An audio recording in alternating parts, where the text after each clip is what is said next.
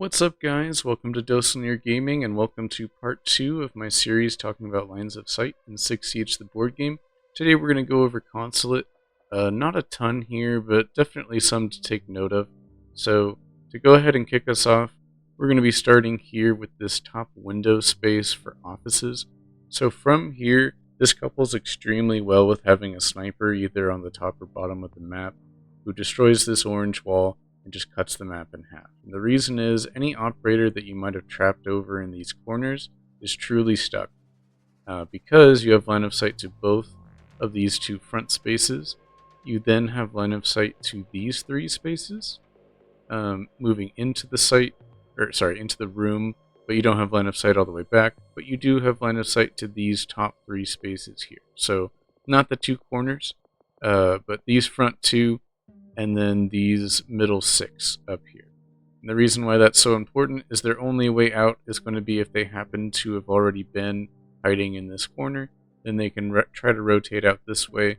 But again, if you're going for an office push, then you're able to cut them off pretty well. And depending on where your sniper is on the outside, they may also be able to continue to take shots as they exit.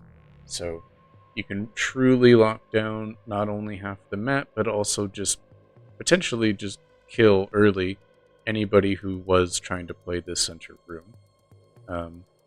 Moving on from that, there is another pretty good attacker position. Once you've maybe taken the bomb over here, you can rotate your sniper over to this window. And from here, obviously, you're able to see into this large office and then into this small waiting room. All the way even to here. But then if they try to go to rearm the bomb, you can actually catch them through these corners as they lean to do so. So even if they dropped this entryway space and ran down, you'd still be able to get one more long-range shot with your best dice to try to get that kill before they can even arm the bomb.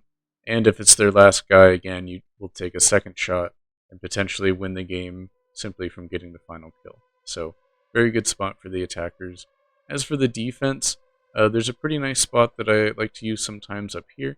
The obvious use for this is going to be breaking this wall during the setup phase, and now you have line of sight to both of these window hop-ins, really kind of denying these two to be used by the attackers.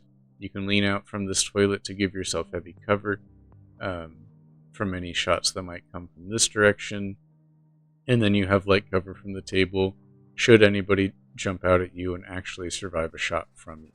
But what I extra like about this position is your ability to, while overwatching facing the table, you are still able to call overwatch shots on anybody who uses this area.